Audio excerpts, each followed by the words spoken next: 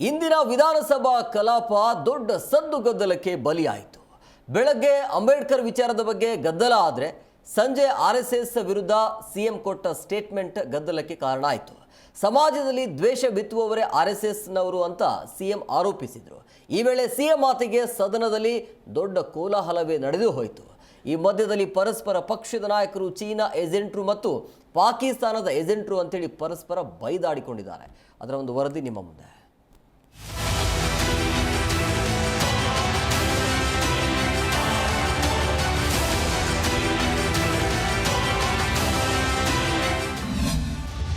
ದ್ವೇಷ ಬೆತ್ತುವವರೇ ಆರ್ಎಸ್ಎಸ್ನವರು ಎಂದ CM. CM ಮಾತಿಗೆ ಕೆರಳಿ ಕೆಂಡವಾದ ಕೇಸರಿ ಪಡೆ. ಇಂದು ಕಾನೂನು ಸುವ್ಯವಸ್ಥೆಯ ಮೇಲೆ ಸಿಎಂ ಉತ್ತರ ನೀಡುತ್ತಿದ್ರು. ಬಿಜೆಪಿ ಅವಧಿ ಹಾಗೂ ತಮ್ಮ ಅವಧಿಯಲ್ಲಾದ ಅಪರಾಧ ಪ್ರಕರಣಗಳ ಬಗ್ಗೆ ಅಂಕಿಅಂಶಗಳ ಸಮೇತ ಸದನದ ಗಮನ ಸೆಳೀತಿದ್ರು. ಈ ವೇಳೆ ನಿಮ್ಮ ದ್ವೇಷದಿಂದಾಗಿಯೇ ಪ್ರಕರಣ ಹೆಚ್ಚು, ಅದರಲ್ಲೂ ಆರ್ಎಸ್ಎಸ್ ಸಮಾಜದಲ್ಲಿ ಶಾಂತ ಕದಡುವ ಕೆಲಸ ಮಾಡ್ತಿದೆ ಅಂತ ಆರೋಪಿಸಿದ್ರು. ಈ ವೇಳೆ ಸಿಎಂ ಮಾತಿಗೆ ಕೇಸರಿ ಕಲಿಗಳು ಕೆರಳಿದ್ರು. ಇದೇ ವೇಳೆ ಮಧ್ಯ ಪ್ರವೇಶ ಮಾಡಿದ ವಿಪಕ್ಷ ನಾಯಕ ನೀವು ಪಾಕ್ ಏಜೆಂಟರು ಅಂತ ಕರಿಬೇಕಾ ಅಂತ ಗುಡುಗಿದ್ರು. ಇದಕ್ಕೆ ನಾವು ಹೇಳಿದ್ದು ಸರಿಯಾಗಿದೆ ಎಂದು ಸಿಎಂ ಸಮರ್ಥನೆ ಮಾಡಿಕೊಂಡ್ರು. ನೀವು ಪಿಎಫ್ಐ ಹಾಗೂ ಎಸ್ಡಿಪಿಐ ಏಜೆಂಟರು ಅಂತ ಸಿಎಂ ಮಾತಿಗೆ ಬಿಜೆಪಿ ನಾಯಕರು ತಿರುಗೇಟು ನೀಡಿದ್ರು. ಈ ವೇಳೆ ಸದನದಲ್ಲಿ ದೊಡ್ಡ ಗದ್ದಲವೇ ಆಯ್ತು. ಅಪರಾಧಗಳನ್ನ ಮಾಡ್ತಕ್ಕಂಥವ್ರೆ ನೀವು ಜಾಸ್ತಿಯಾಗಿ ಆರ್ಎಸ್ಎಸ್ನವರು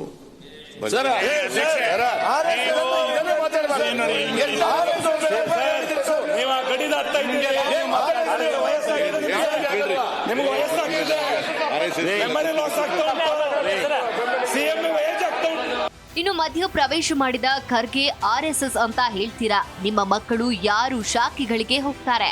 ಅವರೆಲ್ಲರೂ ಫಾರಿನ್ನಲ್ಲಿರಬೇಕು. ಅಮಾಯಕರ ಮಕ್ಕಳು ಬಲಿಯಾಗಬೇಕು ಅಂತ ಪ್ರಿಯಾಂಕ್ ಖರ್ಗೆ ಸಿಎಂ ಮಾತಿಗೆ ಸಪೋರ್ಟ್ ಮಾಡಿದ್ರು. ನೀವು ಪಾಕ್ ಏಜೆಂಟರು ಅಂತ ಅಶೋಕ್ ಕಾಂಗ್ರೆಸ್ನವರನ್ನ ಕೆಣಕಿದ್ರೆ, ನೀವು ಬ್ರಿಟಿಷರ ಏಜೆಂಟರು ಅಂತ ಸಿಎಂ ಟಾಂಗ್ ಕೊಟ್ರು. ಇನ್ನು ಆ ಪದವನ್ನ ಕಡತದಿಂದ ತೆಗೆದು ಹಾಕಬೇಕು ಅಂತ ಅಶೋಕ್ ಸ್ಪೀಕರ್ ಸ್ಥಾನದಲ್ಲಿದ್ದ ಶಿವಲಿಂಗೇಗೌಡರಿಗೆ ಒತ್ತಾಯಿಸಿದ್ರು. ಅದು ಅಸಂಸದೀಯ ಪದವಲ್ಲ, ಹಾಗಾಗಿ ತೆಗೆಯಲ್ಲ ಅಂತ ಸ್ಪೀಕರ್ ಸ್ಪಷ್ಟನೆ ಕೊಟ್ರು. ಈ ವೇಳೆ ಗರಂ ಆದ ಬಿಜೆಪಿ ಶಾಸಕರು ಸರ್ಕಾರದ ವಿರುದ್ಧ ಘೋಷಣೆ ಕೂಗಿದ್ರು. ಜೈ ಶ್ರೀರಾಮ್ ಅಂತ ಘೋಷಣೆ ಹಾಕಿದ್ರು.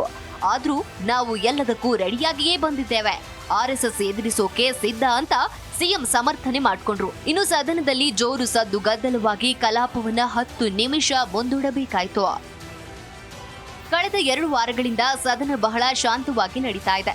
ಕಳೆದ ವಾರ ಸರ್ಕಾರದ ವಿರುದ್ಧ ಬಿಜೆಪಿ 1-2 ಗಂಟೆ ಸದನದ ಬಾವಿಗಿಳಿದು ಧರಣಿ ಮಾಡಿದ್ದು ಬಿಟ್ರೆ ಯಾವುದೇ ಸದ್ದು ಗದ್ದಲ ಆಗಿರಲಿಲ್ಲ. ಆದ್ರೆ ಇದು ರಾಜ್ಯಪಾಲರ ಭಾಷಣದ ಮೇಲಿನ ಚರ್ಚೆಗೆ ಸಿಎಂ ಸಿದ್ದರಾಮಯ್ಯ ಉತ್ತರ ಕೊಟ್ಟರು. ಅಂಬೇಡ್ಕರ್ ಸೋಲಿಸಿದ್ದು ಸಾರ್ವರ್ಕರ್ ಎಂಬ ವಿಷಯ ಪ್ರಸ್ತಾಪಿಸಿದ್ರು. ಆಗ ಶಾಂತವಾಗಿದ್ದ ಸದನ ಅಲ್ಲೋಲ ಕಲ್ಲೋಲಕ್ಕೆ ಕಾರಣವಾಯಿತು. ಎಸ್ಸಿಪಿಟಿಎಸ್ಪಿ ಹಣದ ಡೈವರ್ಟ್ ಬಗ್ಗೆ ಎದ್ದ ವಿಚಾರ ದಲಿತರ ಕಡೆ ತಿರುಗಿತು. ಅದು ಅಂಬೇಡ್ಕರ್ ಕಡೆ ತಿರುಗಿದ ನಂತರ ತಣ್ಣಗಿದ್ದ ಸದನ ಪರಸ್ಪರ ಘೋಷಣೆ, ಅರಚಾಟ, ಕಿರುಚಾಟಗಳಿಂದ ತುಂಬಿ ಹೋಯಿತು. ಇನ್ನು ಅಂಬೇಡ್ಕರ್ ಹೆಸರೇಳಿ ಅಧಿಕಾರಕ್ಕೆ ಬಂದವರು ನೀವು, ಆ ಸಮುದಾಯದ ಹಣವನ್ನೇ ಡೈವರ್ಟ್ ಮಾಡ್ತಿದ್ದೀರಾ ಅಂತ ಬಿಜೆಪಿ ಆಕ್ರೋಶ ಹೊರಹಾಕಿದ್ರು. ನೀವೇನು ಮಾಡಿದ್ದೀರಾ ಅಂತ ಕೈ ಶಾಸಕರು ಸೌಂಡ್ ಮಾಡಿದ್ರು. ಅಂಬೇಡ್ಕರ್ಗೆ ಟಿಕೆಟ್ ಕೊಡ್ಲಿಲ್ಲ, ಅವರನ್ನ ಸೋಲಿಸಿದ್ದು ನೀವು ಅಂತ ಬಿಜೆಪಿ ಶಾಸಕರು ಆಕ್ರೋಶ ಹೊರಹಾಕಿದ್ರು. ಅವರನ್ನ ಹೇಗೆ ನಡೆಸ್ಕೊಂಡ್ರಿ ಅನ್ನೋದು ನಮಗೆ ಗೊತ್ತು, ದಾಖಲೆ ಬಿಡುಗಡೆ ಮಾಡ್ಬೇಕಾ ಅಂತ ಪ್ರಿಯಾಂಕ್ ಖರ್ಗೆ ತಿರುಗಿ ಬಿದ್ರು. ಈ ವೇಳೆ 2 ಕಡೆ ಪರಸ್ಪರ ಘರ್ಷಣೆ, ಕೋಲಾಹಲ ಶುರುವಾಯಿತು. ಇನ್ನು ಅಂಬೇಡ್ಕರ್ ಟಿಕೆಟ್ ಕೊಡ್ಲಿಲ್ಲ, ಅವರಿಗೆ ಮಣ್ಣು ಮಾಡೋಕೆ ಜಾಗ ಕೊಡ್ಲಿಲ್ಲ ಅನ್ನೋ ಬಿಜೆಪಿ ನಾಯಕರ ಆರೋಪಕ್ಕೆ ಸಚಿವ ಪ್ರಿಯಾಂಕ್ ಖರ್ಗೆ ತಿರುಗಿ ಬಿದ್ರು. ನಾವು ಅಂಬೇಡ್ಕರ್ ಅವರನ್ನ ಆರಾಧಿಸುತ್ತಲೇ ಬಂದಿದ್ದೇವೆ.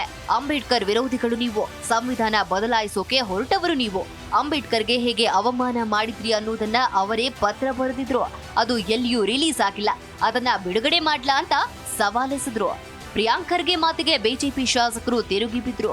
ಅರ್ಧ ಗಂಟೆ ಚರ್ಚೆಗೆ ಅವಕಾಶ ಕೊಡಿ ಅಂತ ಸ್ಪೀಕರ್ ಮೇಲೆ ಒತ್ತಡ ತಂದ್ರು. ಕೊಡಿ, ಅರ್ಧ ಗಂಟೆ ದಾಖಲೆ ಬಿಡುಗಡೆ ಮಾಡ್ತೇನೆಂದು ಪ್ರಿಯಾಂಕ್ ಖರ್ಗೆ ಕೂಡ ಮನವಿ ಮಾಡಿದ್ರು. ಇನ್ನು ಈ ವೇಳೆ ಕಾಂಗ್ರೆಸ್ ಶಾಸಕರು ಪ್ರಿಯಾಂಕ್ ಬೆಂಬಲಕ್ಕೆ ನಿಂತರು. ಶಾಸಕ ನರೇಂದ್ರ ಸ್ವಾಮಿ ಬಿಜೆಪಿ ಶಾಸಕರನ್ನ ಜಾಲಾಡಿದ್ರು. ಈ ವೇಳೆ ಎಲ್ಲರನ್ನ ಸುಮ್ಮನಿಸುವಲ್ಲಿ ವಿಫಲರಾದ್ರು. ಇದೇ ವೇಳೆ ಸ್ಪೀಕರ್ ಮಾತಿಗೂ ಬಿಜೆಪಿ ಶಾಸಕರು ಬೆಲೆ ಕೊಡ್ಲಿಲ್ಲ. ನಿಮ್ಮನ್ನ ಎತ್ತಿ ಬಿಸಾಡ್ತೀನಿ ಅಂತ ಸ್ಪೀಕರ್ ಎಚ್ಚರಿಕೆಯನ್ನ ಕೊಟ್ರು. ಆಗ ಇದ್ಯಾವ ಸೀಮೆಯ ಅಧ್ಯಕ್ಷ ಇವನು ಅಂತ ಮಾಜಿ ಸಚಿವ ಸಿಸಿ ಪಾಟೀಲ್ ಏಕವಚನದಲ್ಲೇ ತಿರುಗಿ ಬಿದ್ರು.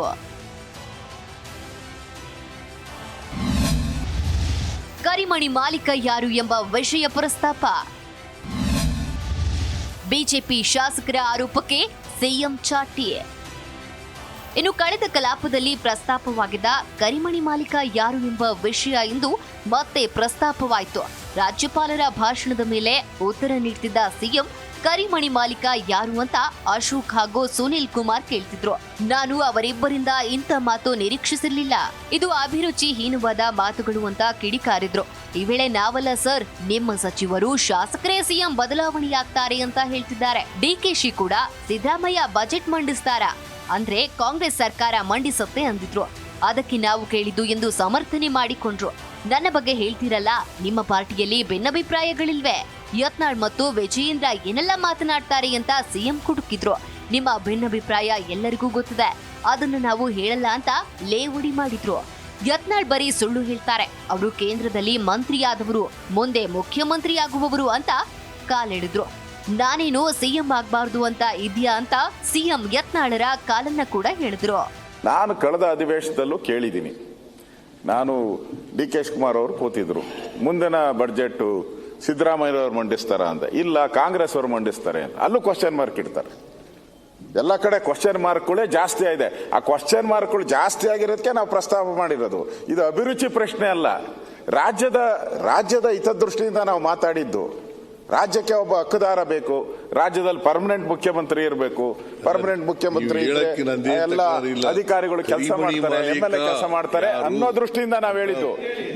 ಪ್ರಯೋಗ ಮಾಡಿದಿರೋ ಅಭಿರುಚಿ ಹೀನ ಅಲ್ಲ, ಒಂದು ಗಟ್ಟಿಯಾದಂತ ಒಂದು ನಾಯಕತ್ವ ಇರಬೇಕು ಅಂತ ನಿಮ್ಗೆ ಹೇಳಿದಿರಿ. ಒಟ್ನಲ್ಲಿ 2 ವಾರಗಳಿಂದ ಶಾಂತವಾಗಿದ್ದ ವಿಧಾನಸಭೆ ಕಲಾಪ ಇಂದು ತುಸು ಬಿಸಿಯೇರಿಕೊಂಡಿತು. ಆರ್ಎಸ್ಎಸ್ ಮೇಲೆ ಆರೋಪ ಮಾಡಿದ ಸಿಎಂ ಹೇಳಿಕೆ ಸದನದಲ್ಲಿ ಭಾರಿ ಗದ್ದಲಕ್ಕೆ ಕಾರಣವಾದವು. ಬಿಜೆಪಿ ಕಾಂಗ್ರೆಸ್ ನಡುವೆ ಹೈಡ್ರಾಮಕ್ಕೆ ಸಾಕ್ಷಿಯಾಯಿತು. ದಿನದ ಅಂತ್ಯಕ್ಕೆ ಬಲಿಯಾಗಿದ್ದ ಸಿಎಂ ಉತ್ತರ ನೀಡಿದ್ರು. Rajappa Suttur, political bureau, G Kannada news, Bengaluru. G Kannada news ಈಗ ನಿಮ್ಮ ಮನೆಯಲ್ಲೇ ನೋಡಿ. ಎಲ್ಲ ಕೇಬಲ್ಗಳಲ್ಲಿ ಈಗ ಲಭ್ಯ.